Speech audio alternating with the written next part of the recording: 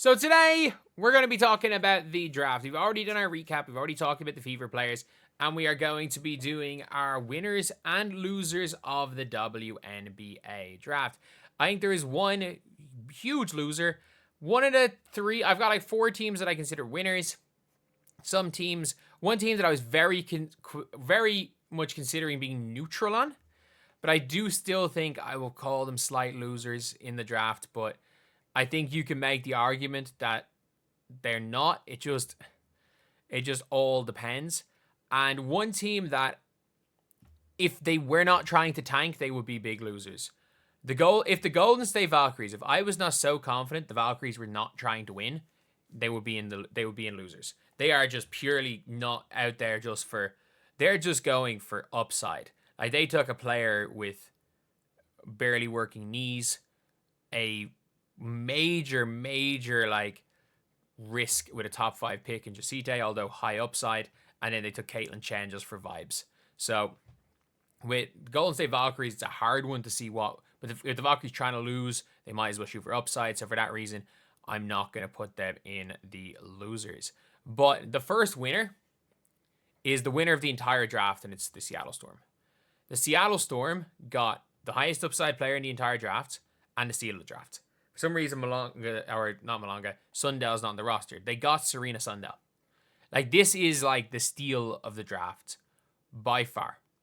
By far, this is the steal of the draft.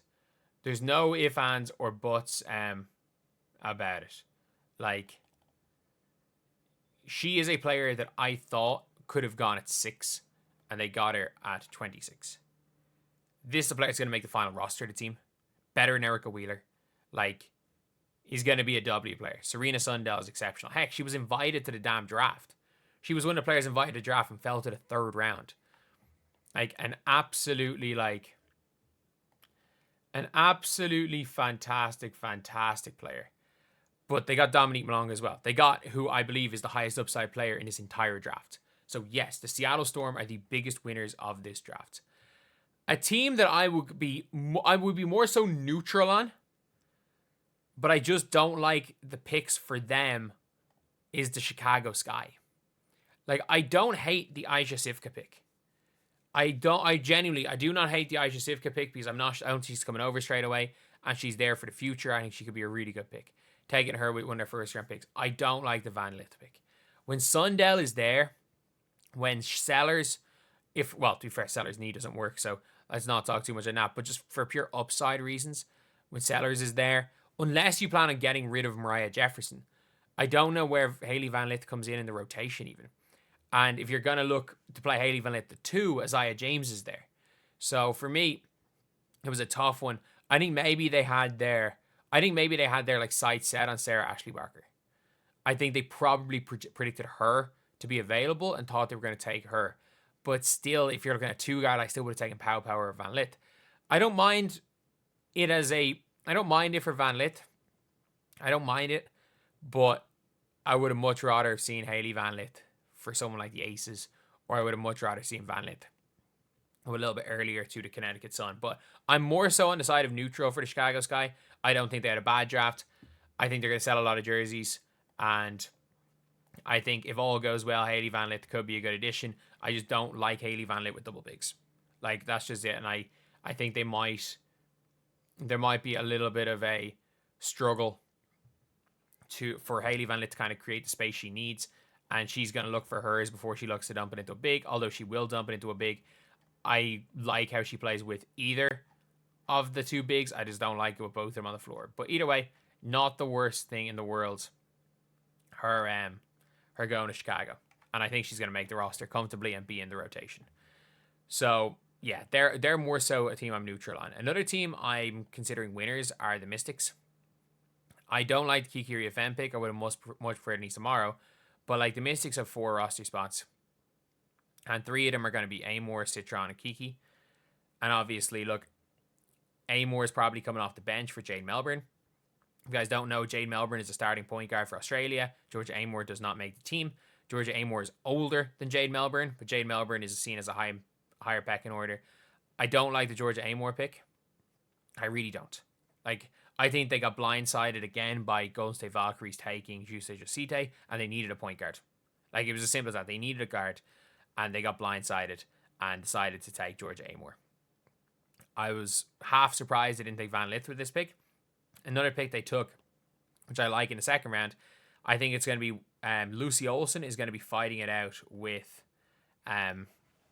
where is it, Zy Green, and it's an interesting one. It is a really, really interesting one. So you've got obviously the SEC all freshman team in 2018.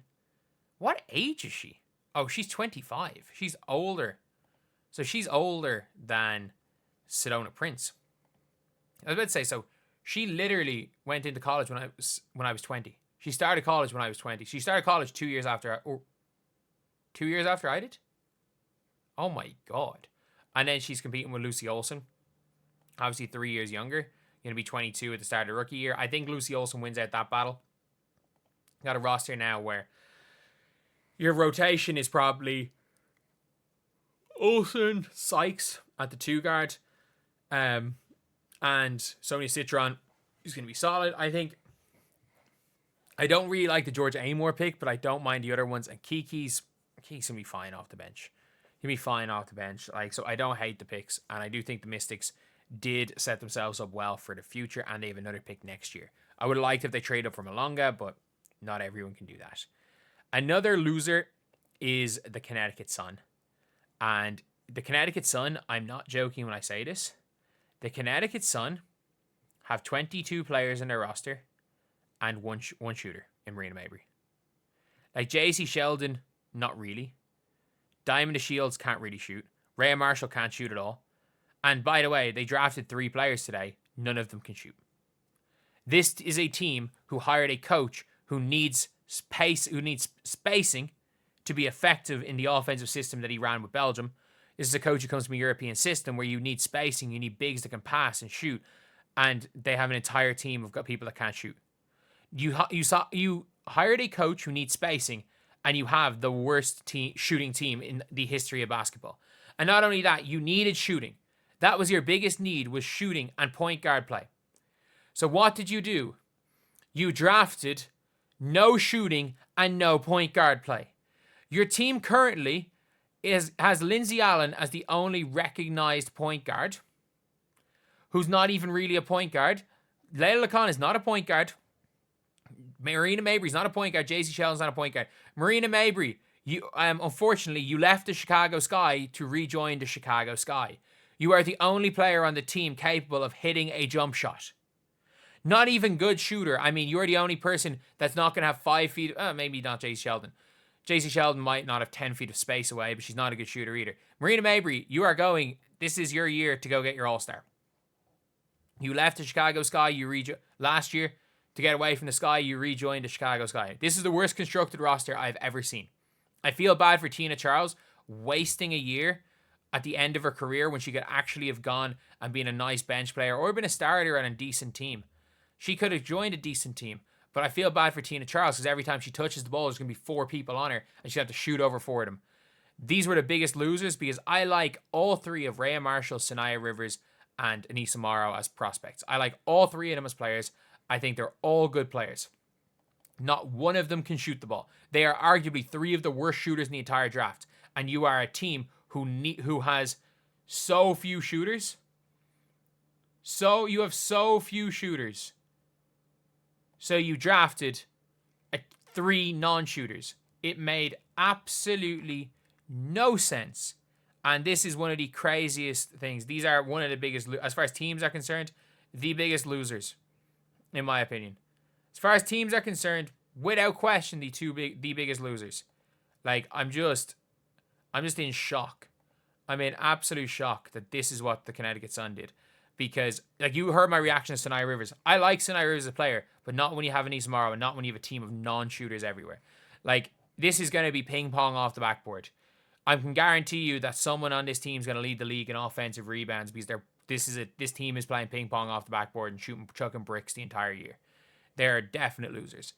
Another big winner, and a kind of low-key winner, is the Atlanta Dream. Tahina Paopao is a perfect player. Like, Haley Jones is probably going to have to run quite a bit of, like, point forward. But Shatori Walker-Kimbrough is a good player. I'm not joking when I say it. Is like, they're one injury away from Tina Papa starting.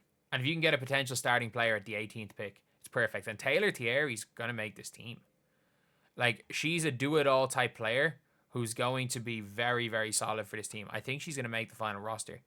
So you're looking at this team right here, and Haley Jones is going to have to run a lot of point guard. You're going to have to see, obviously, Jordan Cannon as their point guard.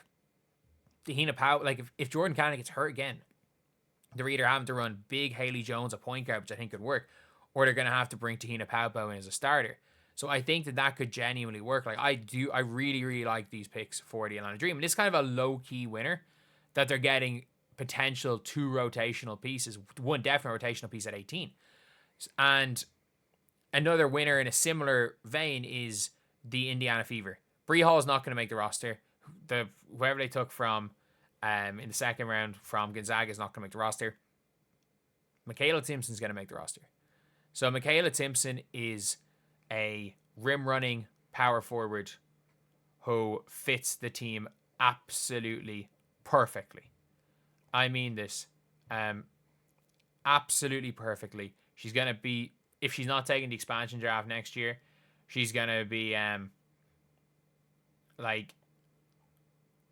she's going to be somebody that could be fantastic in, like, long-term with Caitlin.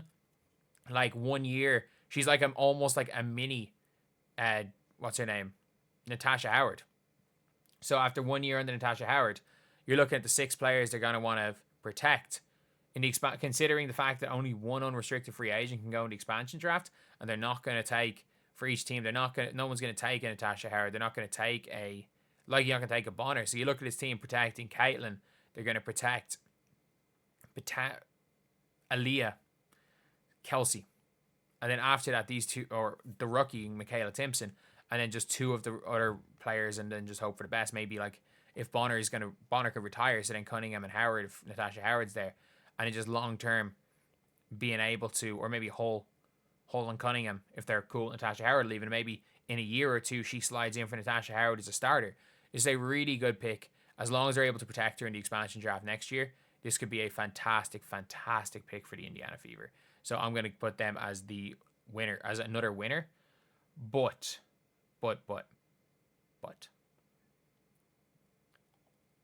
Sedona Prince is the biggest loser in this draft. Sedona Prince did not get drafted.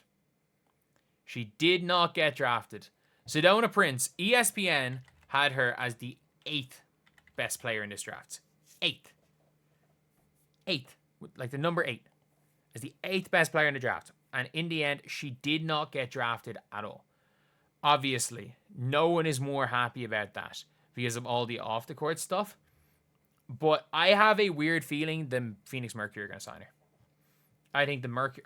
I have a feeling the GM that said this, the GM that basically as good as said, you know, has that ever kept a men player from being drafted in the sport? There's countless instances of allegations against men's players and their ability to be employed is largely unaffected. I think it's a real interesting one. And I just don't think she's good enough. But for everyone that is like anti-Sedona Prince, it's great. You don't need to watch Sedona Prince. And she did not get drafted. But anyway, yeah. That is pretty much it. Let me know what you guys think in the comments section below. And as always, thank you guys for watching. Please like, comment, and subscribe.